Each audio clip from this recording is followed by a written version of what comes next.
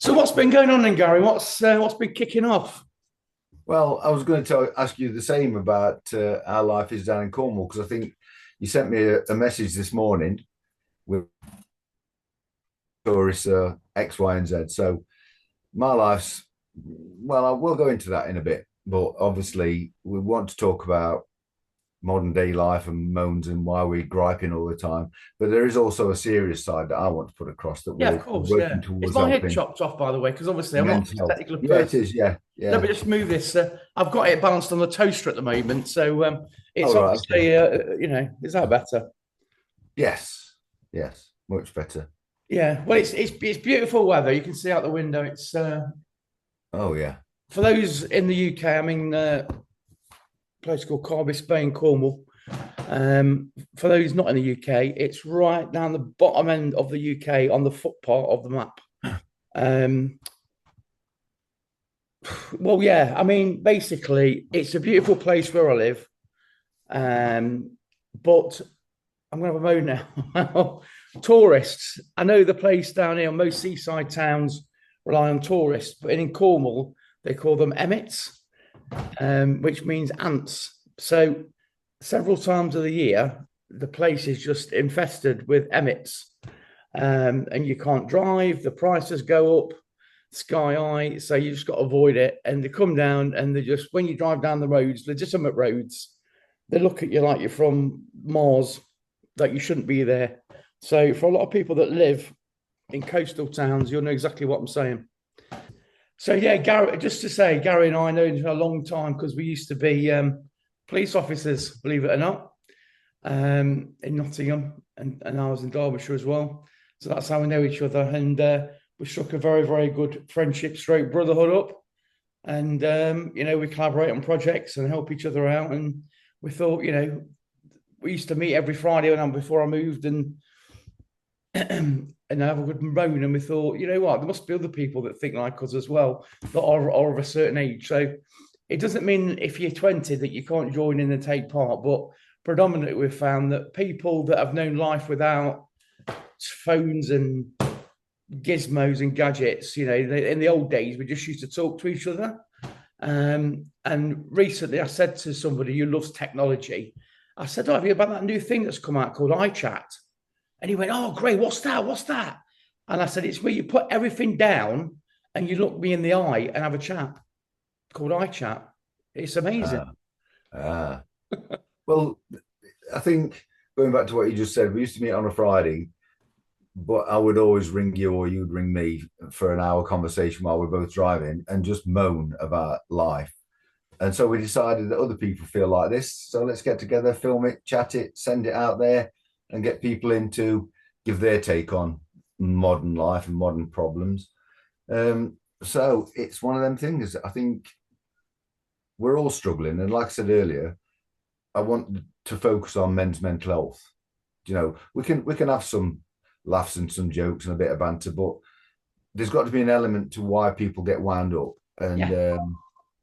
from my incarnation as the urban monk, I deal with anxiety and stress. So I shouldn't really be doing this because I should be able to say, woosah, it doesn't matter. Just let I'll it go. tell people a little bit about the evolution of Urban Monk and obviously, what it's about. And obviously you're an author as well, as you've got your book out, which we got a plug in for. So, you know, yeah. Well, basically, for a long time, I was very, very angry all the time, narcissistic, didn't play well with others, and generally, apart from certain people, and generally it was things like that that really wound me up. And then modern day life starts to get involved. I watched a news clip the other morning, and this lady was talking about toxic masculinity. I mean, what is that? Do you know what I mean? Yeah. So, going back to your question, I did a road trip across America and realized that life's all about being in the moment and living now.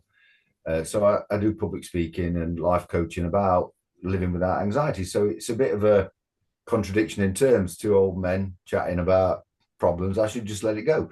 Or as Steve Peters says, just give your chimp a banana and put it back in its box. Who's But Steve Peters? Because for people, he wrote the chimp paradox, right, which is what? which is really about the brain consists of three elements: the chimp, the human, and the computer. So the chimp is primarily, and the way I teach it now is your brain, it's got one function, and that's to keep you alive. So it speaks to you inside, that voice inside your head. It's not you, it's your brain saying, don't do this or don't do that. And we've twisted that into, I'm not letting him get in front of the queue. I've been stood in Tesco for 15 minutes and I'm not using a self-checkout because I'm not doing their job for them. I'm not scared. Do you see what I'm saying? Yeah, yeah. And I think a lot of people will resonate with that. And I that's do. How it goes. And I did. But we're supposed to, like we stand in front of people, hundreds, sometimes thousands of people, don't we? And we, I think this is another thing about these so-called gurus is, they kind of imply that they've cracked it, that they never get, it's all the Zen moments. And everybody, if they're honest, like gets fed up at some time. And even I do now, and it's through my teachings, I can say, well, I acknowledge that thought and I'm going to let it go. But it's difficult for everybody to be like that. So if we can put that into a humorous kind of situation like this. Yeah, and I think sometimes you've got to choose your battles, Gary, haven't you? It's like, I mean, I had it myself. Somebody hit me.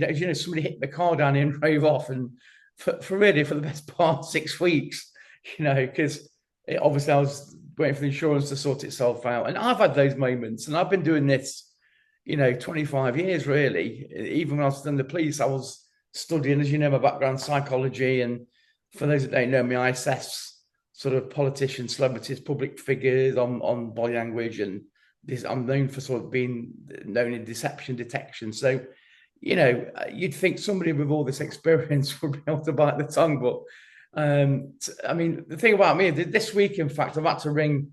I won't say the company. Anyway, you're on the phone, aren't you? You've got that horrible, what they call Cisco music, that standardized music, which I might put a clip on as I'm talking about this when I edit it.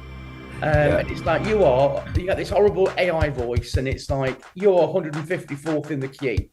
And then you suddenly miraculously get down to like you're number 2 in the queue. And then you're still on hold for another 55 minutes, which is what happened to me. Within 10 minutes, I'd gone down 40 something places. And I'm sure that's just an absolute lie when they say you are second in the queue. It's just to appease you. And then by the time you get on the phone, it's like, and then this guy that eventually answered the phone, because most people work remotely, he sounded like he just got out of bed. So I had to repeat myself 4 times. And in the end, I just put the phone down. So I'm sure, you guys put stuff in the comments, I shouldn't say guys, I'm saying, men and women, because women get frustrated as well. But, obviously with 2 men talking, doesn't mean that women can't take part. But, what experiences have you had? Again, Gary mentioned people jumping queues, or what's your particular thing that gets you sort of kicking off, as we say in the UK? Yeah, and it's interesting you say that about call centers. You're number 15 in the queue, whatever it might be, and then you get to somebody and you've got to explain your issue and the situation, and they say, "Oh, okay, I'll pass you on to my colleague," and your colleague comes up and says, "How can I help you?" Well, I've just what? Why did your friend or your colleague not type? That's the thing, and when I get frustrated, it's kind of like my language stutters, because it's the frustration of speaking to somebody. I've just been 15 minutes in the queue. I've explained why I'm here. And now you say, "Good morning, can I help you?" Another thing is, what can I do for you? And then they put you through and you get cut off. You have to go through the whole process. Yeah. Somebody brings you back. "Hello, how can I help you?" Well, I've just told 3 people what I want. What's going on? Why can you not link in with it? Anyway, I wanted to ask you about the situation with the phone call you had the other day, the potential scam, because I was watching the news, and the Good Morning Britain US correspondent, he had exactly the same and ended up paying. And Chase Bank said because he literally went into the bank to check, they're having nothing to do with it. You don't have to go into details. I don't want to. I mean, I'm quite happy to, actually. It's modern life. I think it's the modern end of life that we're talking about, to get people to be aware, mental health, stress, what triggers you, all that kind of stuff that we can have a laugh about. Not laugh at. I mean, just be careful. Don't edit that bit out. We're not laughing at people.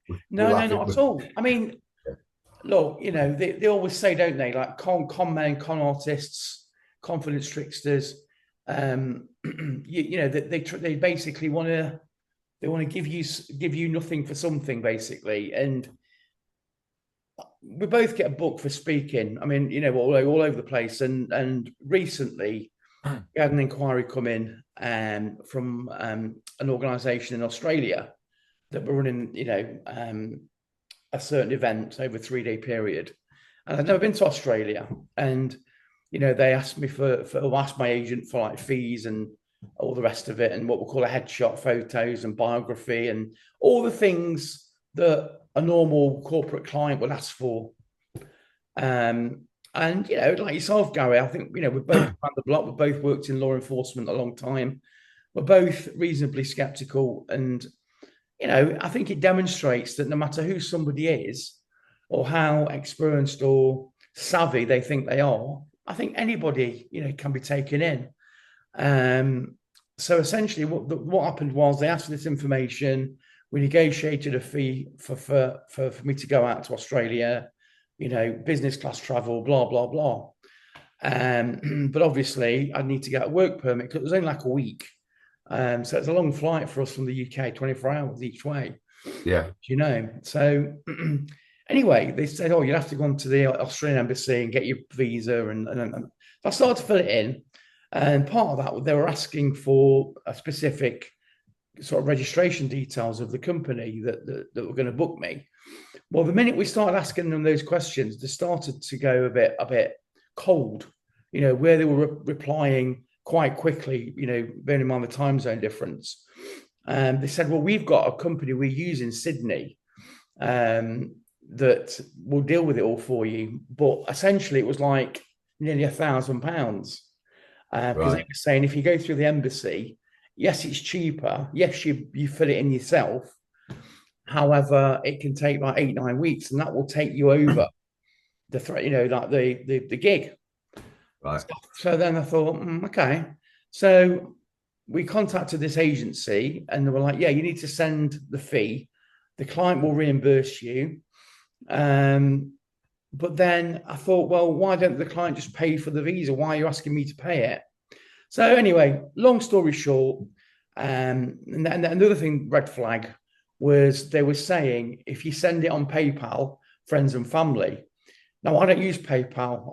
As you know, I'm averse. I'm technical. I'm IT averse, unless I have to use. I mean, this is great what we're doing right now. So there are aspects to technology that are great. Because 20 years ago, we'd never been able to do this. But the long and short of it was a visa scam to get the £1,000 out of you. I'm on TikTok and I watch TikTok or the little videos that you get on Facebook, and somebody will crop up, right, this is how you're going to earn £20,000 this month working from home. This is the thing where you've got vulnerable people. We're in a cost of living crisis. Everybody wants to earn extra money. So you watch a 45-minute video. I'll just get to you. Just let me explain who I am. I'll get to you in a minute. And oh, thank you for getting this far through the videos. Just click the link below. It's completely free. You click it and it goes, okay, $9.99 after 7 days or 20. What is going on?